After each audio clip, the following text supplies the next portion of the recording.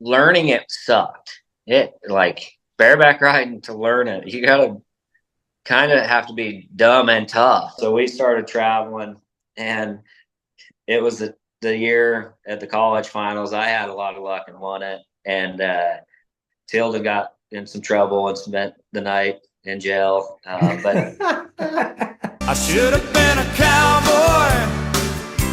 I should have learned to rope ride. I guess my question is, when are we going to crack these Coors Lights? That is the only question I have in my mind. Are you ready? 3, 2, 1.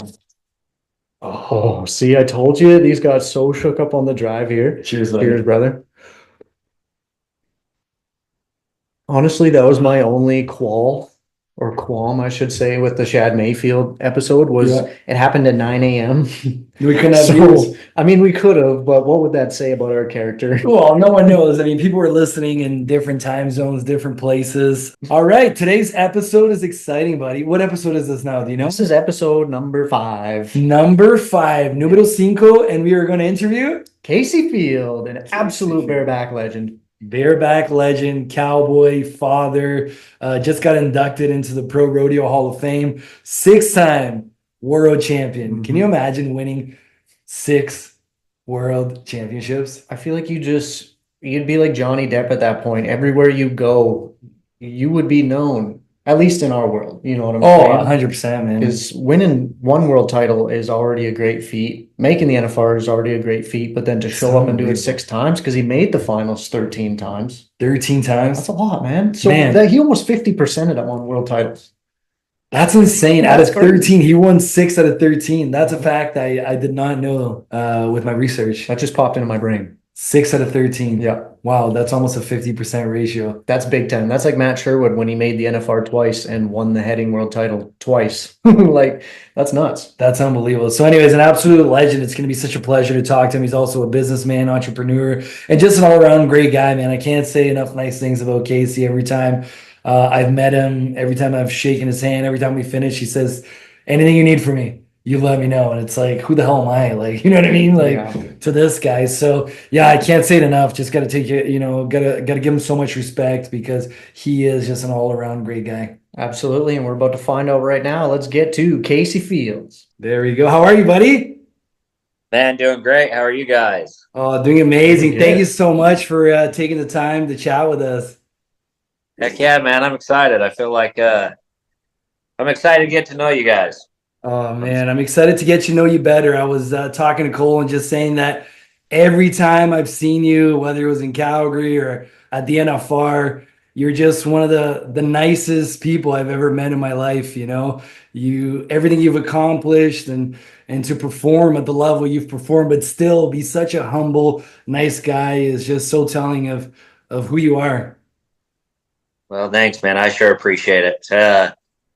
I don't know. I don't feel no different than anybody else, and I don't know.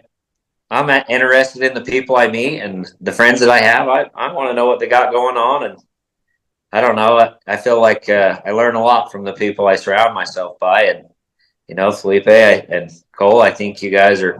The little I know you, same thing. I'm very impressed every time I see you.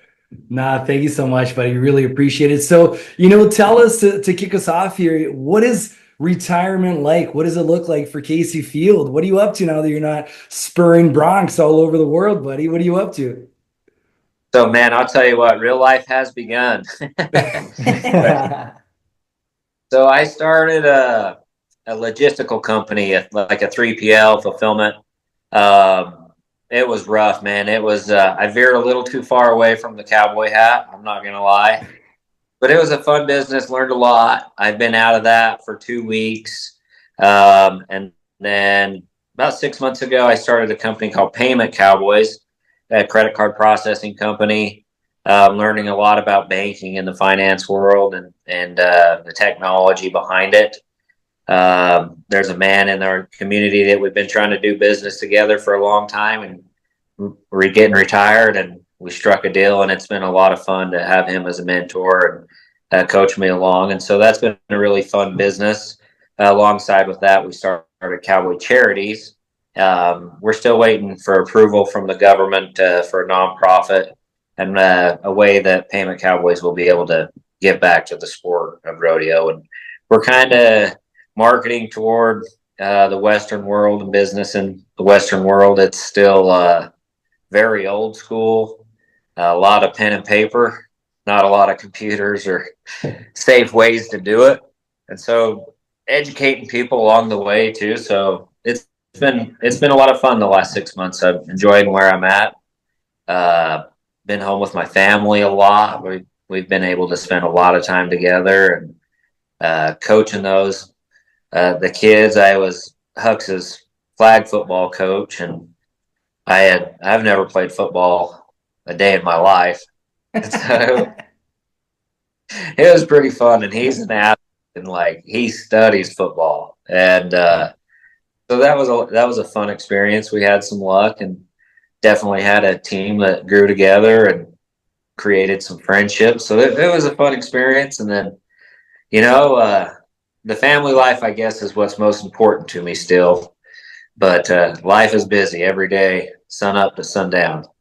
Absolutely. That's the Cowboy way. I want to talk a little bit about the business ventures that you've gotten yourself into, because I feel like, the path for a cowboy, you can get a little bit tunnel visioned and, you fall into the routine of shoeing horses or being a working cowboy or whatever, but you've kind of stepped out of that norm. Like you said, went away from the cowboy hat a little bit. How did you get into the logistical company and now into the payment processing?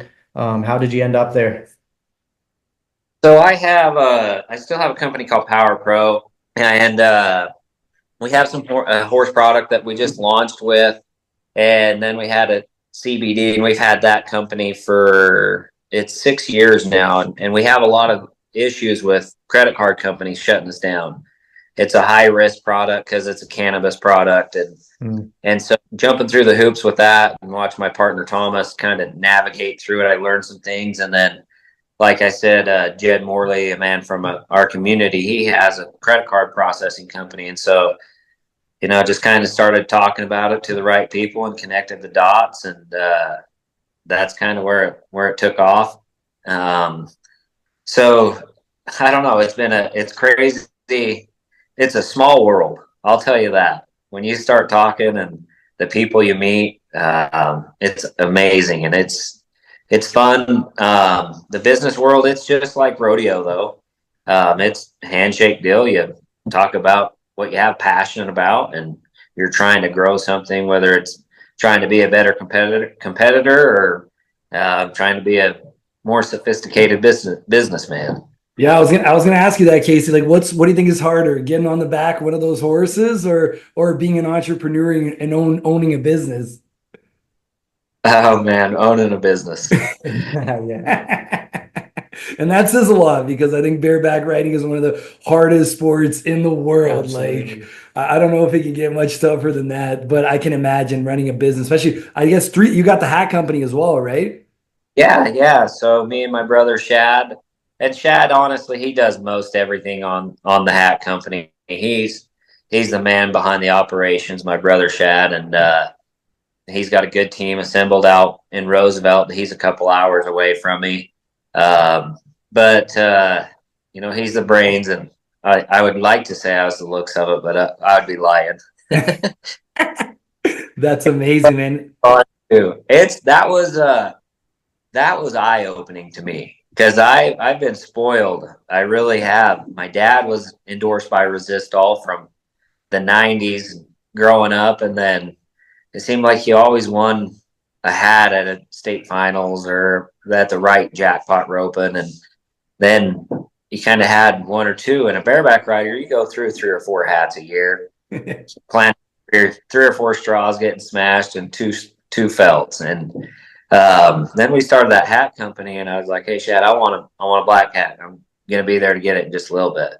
Well, no, we got to make it. And, it takes time, Kaycee. And like, seeing what it takes to make one hat blew me away, and understanding from the blank raws all the way through to the finished hat, it's a work of art. And it's pretty cool now to be in the hat business, and definitely have much more respect for my hats. That's awesome. Yeah, I've been through the war bonnet booth before, man. My buddy Cade Jacobs, he goes and works there at the booth at NFR, and that guy's such a beauty. Every time I come through that booth, everybody's so nice. That's awesome. And some of the coolest hats, like I don't know, I guess I just missed a memo growing up. I just had the run of the mill timed event shaped hat, you know. And then you go to a cool custom hat booth where they have like the mule shoe kick and it's styled cool, and you're like, dang man, this is what it's all about, you know. Show your character through your cowboy hat. Yeah, 100%. And I think it's grown so much. You know, we talk about the Yellowstone effect and how many people are wearing cowboy hats in the world that may have never picked up a cowboy hat before. And I think that's so neat. But Kaycee, we're talking about your retirement here, you know. A lot of guys in rodeo and I think in any sport where you reach the highest level as you have, you know, you're a 6-time world champ, it's tough to give it up. You know, we see it all the time. You know, I was talking to Cole, buddy. You see these UFC fighters just, you know, the last 5 years is getting the shit kicked out of them. And it's like, buddy, just, it's time to walk away. The last time you were at the NFR, you won the 10th round. I think you were like a 92 or something. You literally like quit. You were still at the top of your game. What led you to make that decision? And how hard was that, you know, to walk away from the sport that you loved so much? Man, I was missing a lot of my kids' important little events in life. My dad had an effect on us kids, and we're still best friends, and I want that for my kids, and I need to invest more time with my kids. And to be at that top level, you have to think it, sleep it, wake up and eat it. And it's selfish and to a point, and it's like I'd go to the kids' games and like be thinking about the ref and like, man, that's a familiar call. If that was my situation, rather than, you know, really paying attention to my kids. Wow. That was part of it. You know, it was you have to, you know, the top level, it's not easy. And when you have more distractions and more life and you care about more people, there's always things that you should probably pay more attention to as a good human. But it was a decision that it was tough for sure, but it was, you know, I don't know, it just happened fast, and the next step in life, it was right there, and I don't like losing it. So the fulfillment company was where my focus was, and it was time to win and time to capture some business. And I was definitely on the spur board for about 3 or 4 months in that business. I made a few mistakes, and I had to learn a reputation, you know, going into every day, just like riding, you know, and going after a championship. You got to break it down with everything you're doing. And the fulfillment company, like I had to go through the steps and relearn everything. And I reminded myself, man, all right, you hit him low, you got hit in the back, so you got to finish strong. It's only 8 seconds, and it's like 3 o'clock in the afternoon. Orders, it's like, come on, hang on. That's a great mentality, because there is so much that'll transfer over. The mentality, the ability to slow down, break it down, right? Relearn from that past mistake, and go at them harder the next time. But I got a question about what you're doing to get that adrenaline rush, because being a 6-time world champion, riding on the biggest stages, yes, the business side of life is great and keeps you occupied and gives you goals, but where are you getting that adrenaline rush from in terms of sports wise, trying to, I don't know, maybe fill a little bit of what might be a hole from not getting on all the time? Yeah, it sucks. I'll tell you what. To be honest, because I mean, I'm just being honest, but I ride my dirt bike, and my little man, he's fast. And so keeping up with him it pushes me. And then the guys I work out with that I've trained with for 10 years, 12 years, we still work out every morning. And it's, if you don't show up, they're going to kind of make it known like, hey dude, you're kind of being a punk. But is that the word they use?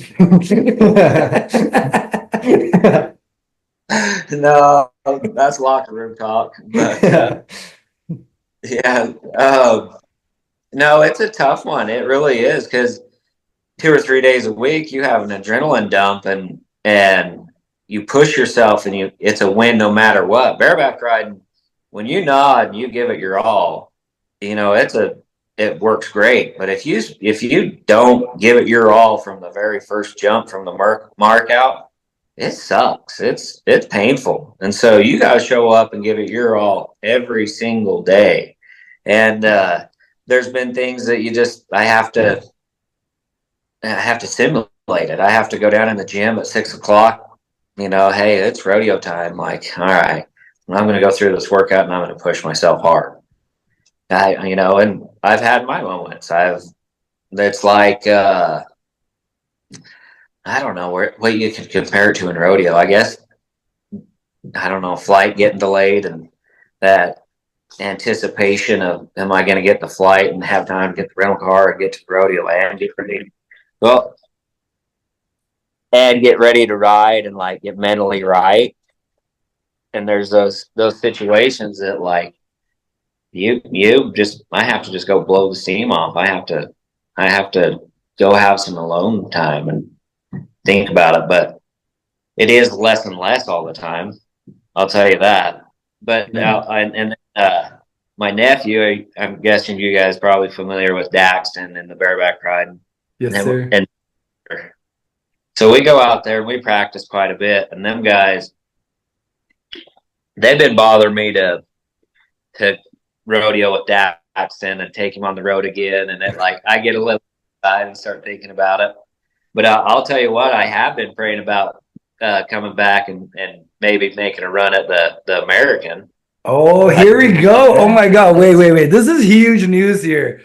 Are you talking about pulling a Tom Brady here and coming out of retirement? No, and that's what I wouldn't do it. Like, I'm not going to go back to rodeo. There's too much I've got going on with my family and just life, a different.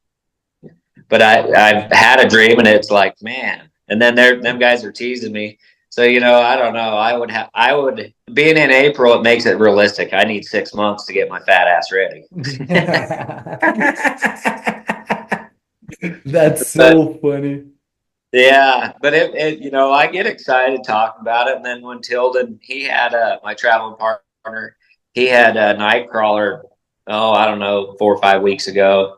And like, I don't remember bucking horses all that great. Just didn't matter, I guess, to me. But he got on that horse, and I've had some luck on that one too. And I got sweaty palms and jumped up. I was like, oh yeah, like pound up. Man, that's it. I mean, it's such an integral part of your life, right, Kaycee, for so many years. I can't even imagine what it's like to step away from it. And, everything we're talking about, the flashbacks, the lack of adrenaline, waking up in the morning where maybe you'd be catching a flight and being in this busy schedule to go hit up a rodeo. And all of a sudden now you're around the house, that's not easy. I want to talk to you about your mental game. I feel like to get to where you got, to achieve what you've achieved, mentally, you have to be so strong. You have to believe that you're going to win. You have to know you're going to win. And there can't be a half a percentage of doubt. Did that come from your dad? Where did that come from? Believing yourself so much and being so mentally tough. Yeah, that started at a very young age. My mom and dad, like, we didn't say the F word, but we could probably say the F word before we said can. Like, that's a motto at the house growing up from when we could remember talking. Like, you can do anything you want.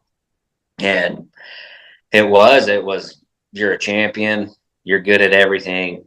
If you show up and you give it your all and you try to win at everything you do, yeah, you need to have confidence in yourself that you can do that. There's no reason why you can't.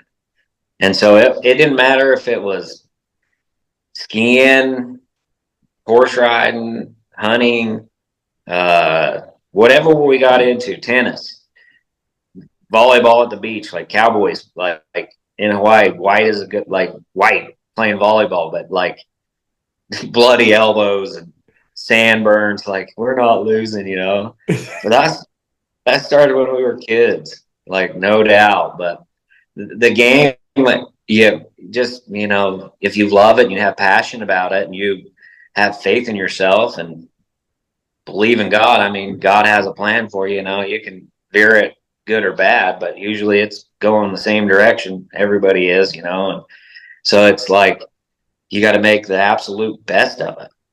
It's not just, you know, I need to be good at this or that. It's like you get up and just like riding a bucking horse, when you get up, you're all right. It's bareback riding time. Like, whew, it's time to kick ass. I think that mentality is just, I mean, I'm telling you right now in business, it's hard to shut it off, you know, because it's hard to get a win. Business is not 8 seconds at a time. Yeah. You know, net 90 instead of stopping at doing your job and stopping at the rodeo secretary's office and making sure the money's in your account or getting a check to a guy telling you you're not going to get paid to 90 days. It's like, holy shit, man, what? Yeah.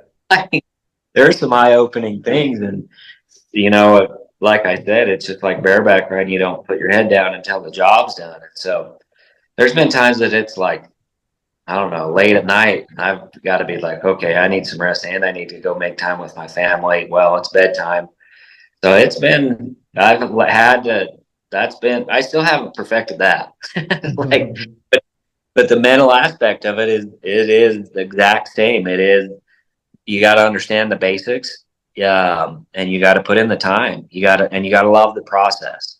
The process for riding bucking horses is no different than business. You got to, these are my notes just from today. Like, I've got to write everything down, put it in my calendar, and it's no different than when I started riding bucking horses. I'd get done, and whatever I remember in that 8 seconds, the most vivid, I'd write it in my notes. So the next time I get in my gear bag, read my notes, it's like visually I seen it again and again and again. Wow. And then you affect it to where you don't need notes, and you think you're well, you are, you're advanced in the thinking, like a good businessman. It just seems like they can just make things happen and talk to the right people and just snap of a finger, things happen.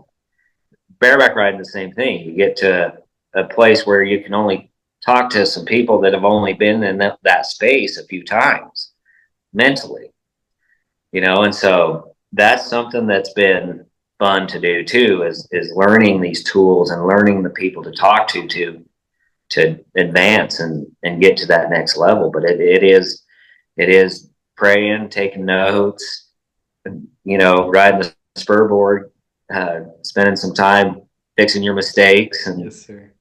It out. But it's tough. But if you have a mental process and a process, you stick to it. That's cool. You talked about some of the eye-opening things that you're going through with your businesses right now. But when you got going riding bareback horses at the highest level, what were some of those eye-opening things for you that you had to kind of take a step back and go, okay, I need to work on A, B, C, and then that took you to that next level of, you know, getting your first world championship buckle and then, you know, on to the other 5. Yeah, man, it's crazy what the tools you find out. But like in bareback riding, it was, you know, learning it sucked. It, like, bareback riding, to learn it, you got to kind of have to be dumb and tough. Like, I mean, it sucks getting the shit yanked out of you. And I had it. My dad put me through the safest environment to learn bareback riding possibly could. And still, it took some diggers. Yeah, the bareback riding, like, to learn it, it takes time. It takes at least 100 horses before you even see the first jump to the last jump, and it's not that fun. But once you get to a certain level, there's things that make it just interesting. And then it's been fun. Like I guess it was from 2008 to 2010. I felt like I hit a plateau. Like I made the NFR and I went a couple rounds, but I couldn't. I knew I had more in the tank. Like, knew that I was capable of more. My mom told me I was champion. You know, like, come on. And so I went to the Middle East, seen some things. I seen war firsthand. I grew up. I like those guys were going to die, and they were training, go and work out with them, and they were working out like crazy, like madmen, and then going out to watch their buddies be killed or whatever. And I'm training, and I'm doing push-ups and sit-ups, and I get to go and ride bucking horses. So I was like, came back with a new mentality. I was like, all right, nut up, man up, get tough. Like this, you've got it good. And then I understood my capabilities. I grew up from, like a young man to a man in that period of time of 2 or 3 years, I guess you could say, and like really took it to the next level and educated myself and studied it and dreamed it, slept it, and it was funner than crap because I had no distractions. And then like life hits, you have kids and family and friends and just lots of things going on, like lots of things. And then it's like, holy crap, I lost focus of where the bread and the butter's at. And then you come back and it's like you do everything you possibly can, and you still don't feel like you can ride good. Man, I went through that for a few years and made the NFR barely, back to just maybe getting a place in the average, maybe not. Like 2 years was like, oh, man, what in the world? I'm beating myself. I can't get better. I'm doing what I used to do. And it was like, dude, you're doing what you used to. Wake up. Like, you've got to take it to the next level.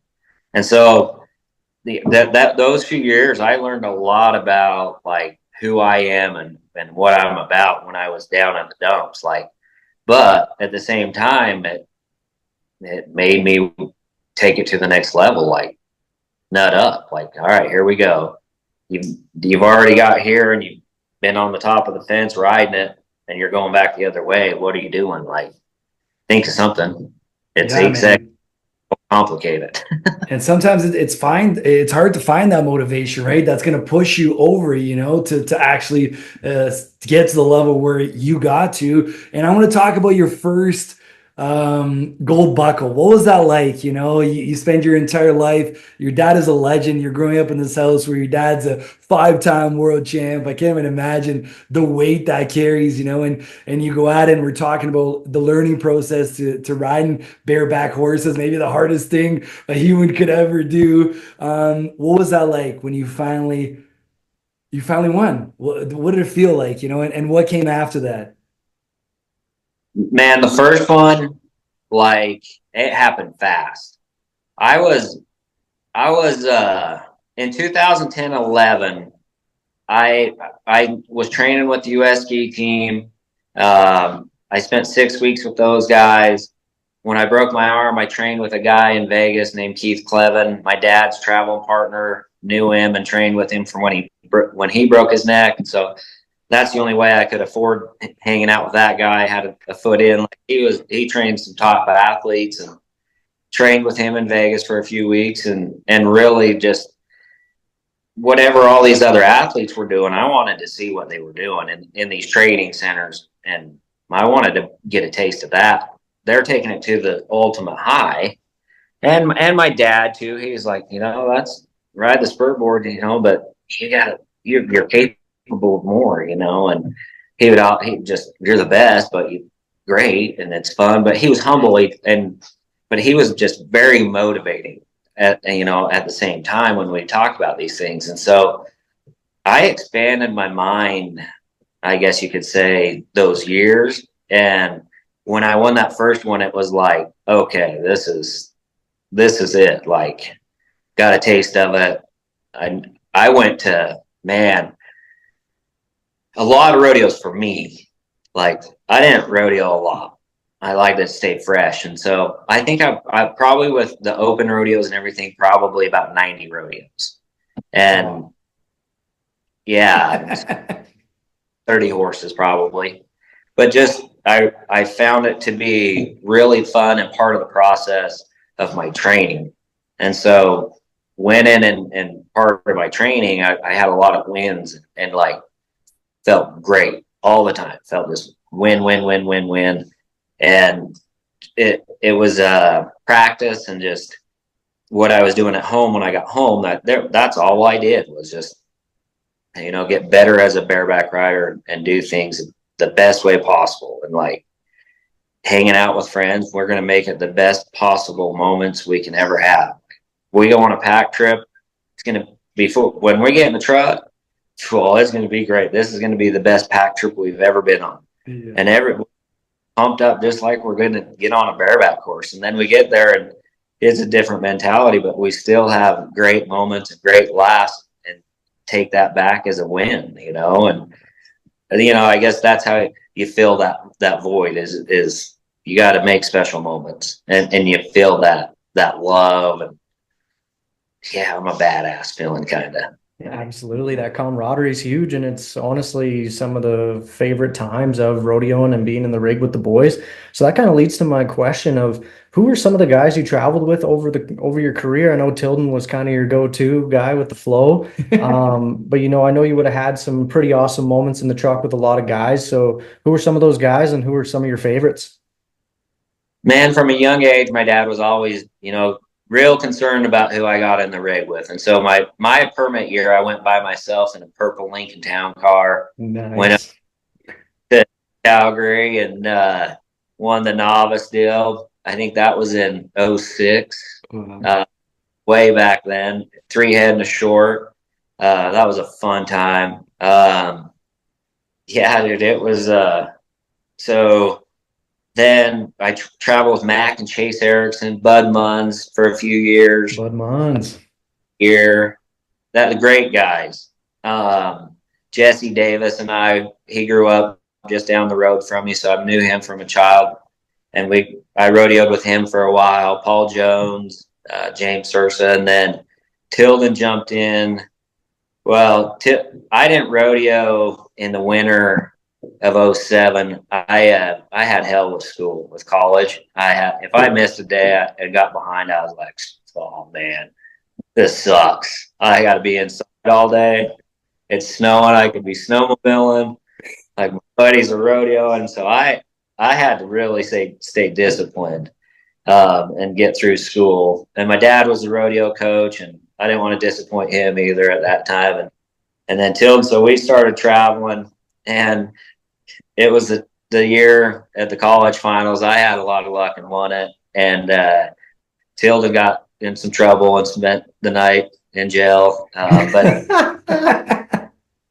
it was understanding. And then we go to Reno. It really wasn't his fault. I'll vouch for it. So then we went to Reno, and I'm telling my dad, he's over there at the jackpot roping.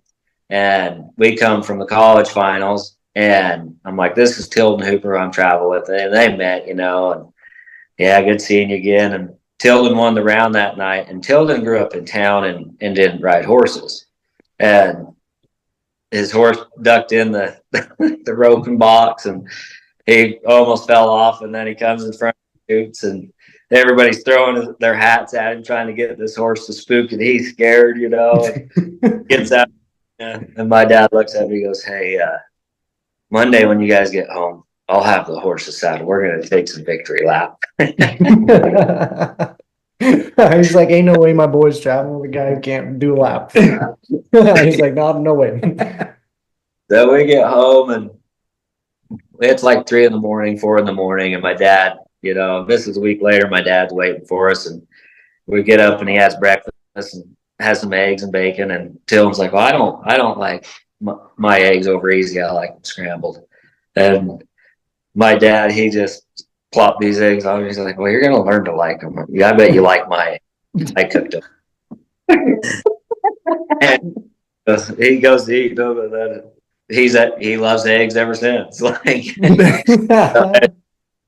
that was the same day that Tilden had to learn how to take victory laps up to the house with my dad. It was pretty fun. And then ever since then, Tilden and I, we've traveled together, and it sucks when we don't travel together. He'll tell you too, but we have a lot of fun. And for 13, 14 years, we understand each other, what dinner's going to be. And, you know, most mornings, if I say, hey, Tilden, are you grumpy this morning? And, you know, he takes him to the top right off the bat, and we get understand. You know, there's just things that make it where it's not, you know, to where it's not just competition. So yeah, but it a fun time. Cole Reiner jumped in, Leighton Berry jumped in for a few years. Great kids, very talented. Mason Clements, one of my best friends. We traveled for quite a while together. I had Richmond Champion, Dickman. Yeah, I had fun with that guy for a few years. Man, there's been a lot. I can't believe I haven't thought about all that. Now, out of those guys, who is the funniest to travel with, and who is the grumpiest to travel with? Tilden, on all counts. He checks all the boxes. Yeah, that's what makes it so fun, I guess. Man, I can't even imagine you guys going down the road. It'd be a comedy act, that's for sure. But I want to get a little serious here. Talk about Kaycee, the accident, the wreck you had on Killer Bee. That horse I don't know how you guys climb on the back of that horse. Just standing, next to that horse at the Calgary Stampede or some of these big rodeos, you could just feel the energy and the adrenaline. I'm like, how do these guys climb on the back of this animal? And you were in Austin there and got into a wreck. I wanted you to tell us a little bit about what happened and what happened after the fact with that injury. Yeah, for sure. So injuries were a good thing. Growing up, if you got hurt, take advantage of it. You get to be home with your family. You get to study and get stronger. So injuries, broke my arm a few times, get sore, had a hip surgery, little minor things, part of it. So it's going to happen. So instead of being a bitch about it, take face, do what you can about it. And then Austin, Killer Bee, I hate that horse. I feel at Butler, I love Benny, Rhett, Jake, all of them. They're my best friends. God goes out.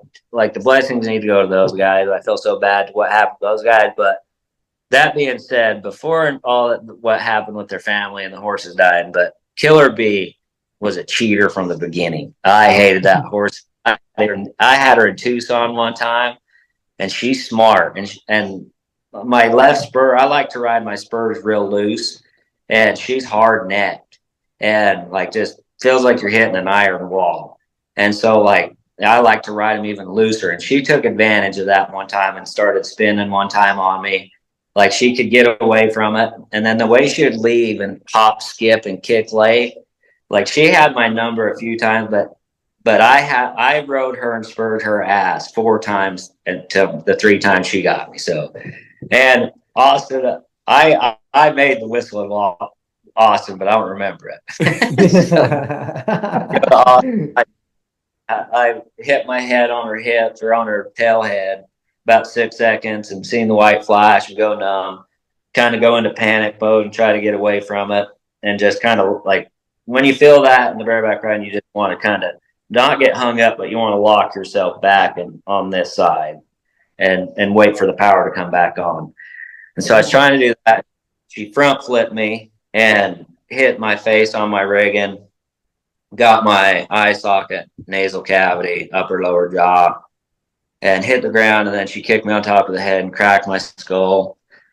And then went to the hospital, 14 hours of getting scanned all night, kind of blind, couldn't really see all night.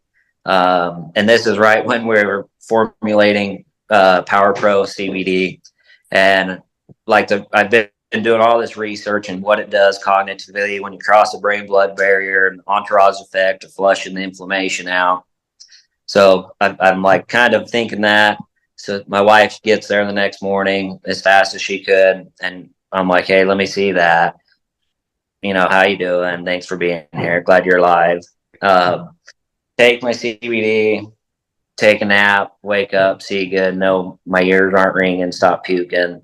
And felt pretty dang good. Finally got a shower and washed all the throw up off me, took my spandex off. And I wear cross spandex that are tight and uncomfortable, and knew my legs were fine, but at the same time my legs were tingling from how tight my spandex were. Wow. It was crazy, the hospital and the experience that I had there. And then the process of coming back from that was just a little different. And the brain injury, learning how fatigued your mental capability, like when you start thinking and using your brain, when you have a brain injury, it's amazing just how many thoughts can drain your energy.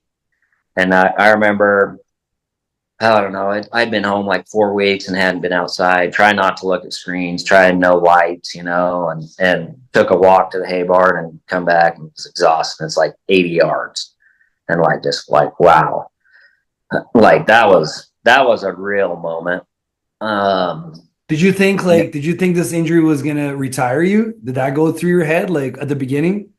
No, not me. Like I wasn't, but like people were more people were thinking it all the time, and like team, and I was like, God, I got to pull through this. Like, come on, like. So I took that one real serious. Took the right amount of time off, did all the therapies that I could, and my wife just got home. Just waved at her. So tell her to say hello. Sorry for taking her husband away. She's all good with it. Come back on the 4th of July and had the perfect horse up at Chad Berger's rodeo. Hell, I wish I could. Brain fart. I can't. But Miss Dunny, a little perfect horse to Stay Smith, like first greatest horse to come back on, but just horrible in the chute. And like Tilden was, and I was a little bit nervous, and Tilden was there kind of talking a little bit of crap, and I put my knee in the horse's back and then like put my toe like on her tail head and was trying to scratch her tail head with my foot. And she stood up and like I nodded from like the rails and jumped at it, and she ducked out of there, and I barely got her marked out. And like it took the anticipation away from the riding part of it, I guess. And like I was prepared. I knew I put the time in, and physically and mentally, like I visualized this ride hundreds of times, and picked her up and won the rodeo. Felt great. And then my next horse was in Livingston, and it was a big paint horse of Kessler's. It was painted feathers of C5s, the little black and white come around. And she's a square wheeled. About 6 seconds, she does and kind of whacks you in the back of the head. So this was going to be the perfect, see if my brains get scattered or what happens. All right, here we go. And went out there, but it happened about the second jump. She whacked me in the back of the head. I was like, oh, you. And she was fat. I was like, oh, you fat little. That's what went through my mind. Good. And she whacked me a few times, and then felt just the same old no numbness, no white flash, and got off. And I was like, all right, here, lights are on. Let's rodeo, boys. Like here we go. And so that was a fun moment. That's like intense. that was a big win. Yeah, I can imagine coming back from that, like unbelievable. I remember seeing the news like when it happened, man, and like I think the entire rodeo, because you're such a nice guy, man. Like, it's like, oh my God, Kaycee Field. And when you saw the freaking injury, like the video and stuff, and heard about what had happened, it was like, this guy's never gonna ride again. Like, I remember just like the feeling being like, oh my God, like this sucks. Kaycee's such a nice guy. So to see you come back and come back so well, man, that was unbelievable. Like, I don't know how you did it, especially mentally, like the fear and everything that goes into it, coming back to do it again. And is it going to happen again? And to be able to face all that, right. And get back not only physically, but mentally to the way you did. Sorry, I think I cut you off there. You're going to. I just wanted to touch on the CBD thing real quick. Because I think it's freaking awesome that you got going in this business, but then you got to actually put it to the test. You said you're laying there in the hospital bed and you have your brain that's full of blood and inflamed and everything like that. But all you could think about was the research behind this product. You took it, and then the next day you said less ringing in your ears. You could see a lot better. Like, talk about that product a little bit and how that helped in your recovery. I credit a lot of my healing success to that product. I really do. It's I take it every day, and then I go to Mexico, down to Tijuana, and see the doctor at least 2 times a year. I just got back 2 weeks ago. Dr. Calzada Bio Advanced Medical Clinic. It's amazing. It's safe.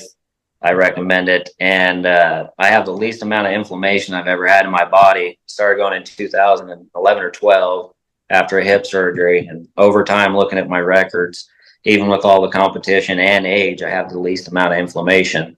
And so I credit a lot of that to Power Pro and staying on top. But yeah, it's when you cross the brain blood barrier and you flush your system with the endocannabinoids that your body already produces, it's a very positive thing. Obviously, you can THC and too much of it, you can abuse it, and it can be, you know, it gives you that euphoric feeling where my products do not.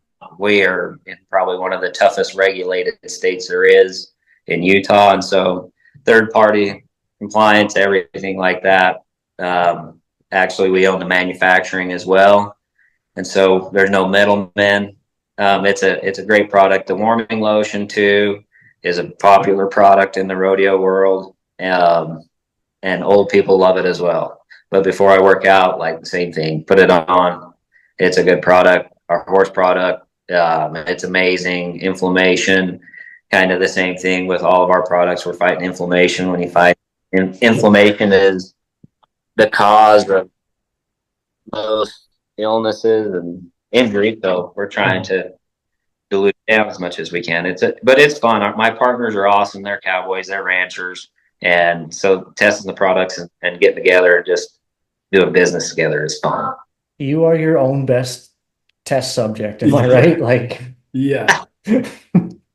I'll tell you what, like if I do a school or something, I jump on a bucking machine. It's crazy how fast the muscles go that you do use bareback riding. Like bareback riding shape and being in shape for the gym is no comparison.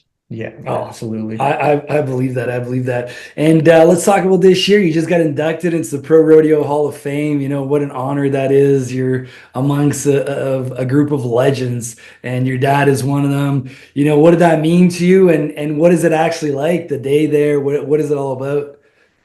Man, that was an unexpected call. It happened fast, but it was an honor. It was a cool day. It was a special day. Everybody that was inducted with me, my class was amazing. I knew most of them from when I was a child. Daryl Diefenbach, me and him like go way back. Sammy Andrews, like he's one of them old cowboys from behind the bucking chutes. I remember from when I was a little kid. You know, it was a special day, and then my friends and family that showed up. It was a neat experience, and it was a very humbling experience. Me and my dad were the first father and son to be inducted into the Hall of Fame together, and Cool. Wow. special moment for my family. And you know, it was a pretty cool deal. It was a humbling experience, special day. It was fun. Man, you deserved it. If there's anyone that deserves it, it's you and your dad. And that's so neat that you guys are the first father-son duels to get inducted together. But we're getting to the end of the interview here. I know, Kaycee, you got 17 businesses to take care of. So we got to let you get back, and your wife. I don't want your wife angry at me. I got my own wife to worry about. But Cole has a question about that epic moment in the Salt Flats. I think that's Yes. what a legendary moment. Every cowboy and cowgirl that was alive saw that. That video broke the internet. Yeah. Go ahead. Like to see you get that passion project done is just so cool. Yeah. One single buck and shoot out there, you and the boys, man versus beast in the Salt Flats. But I got a question for you. Did anybody throw out a mark on that ride? Because you know, Area just drifts out and flows out the video, but what did you mark? I I never even thought about that. That was a complete, like, in the moment. It wasn't like it was just having fun. It was it was fun. I don't know. I would mark it a 22, 23. I don't know. Well, I kind of thought about that. I was like, you know what? It's for the Salt Flats to know, right? Like, no, I would say 90. That horse, I had been on that horse 2 other times prior to that. I was 91 on him in Belfouche, South Dakota. And that day, the ground was like spongy. It was hard about that part, that far down. And then below it was like, so you could see when he was jumping, you could kind of see the ground flex, and the way his hoof sounded when it hit the ground, like, and I could hear it. And it was windy, but it was completely silent other than like the sound of hoofs hitting the ground. And it was like, man, like it was an unbelievable. But what I remember from riding, and like, it doesn't even compare to what I remembered on that ride. And like, John and Hank Franzine, when I called them and asked them if they wanted to be on board, like Powder River Rodeo, hats off to those guys. I have so much respect for them because taking their amazing stud 2-buck chuck out on the salt flats is a pretty bold move in my opinion. Very risky. I'd hate to be their insurance guy, but they understood what what I wanted to accomplish and what I had envisioned, and they were all on board when we doing it.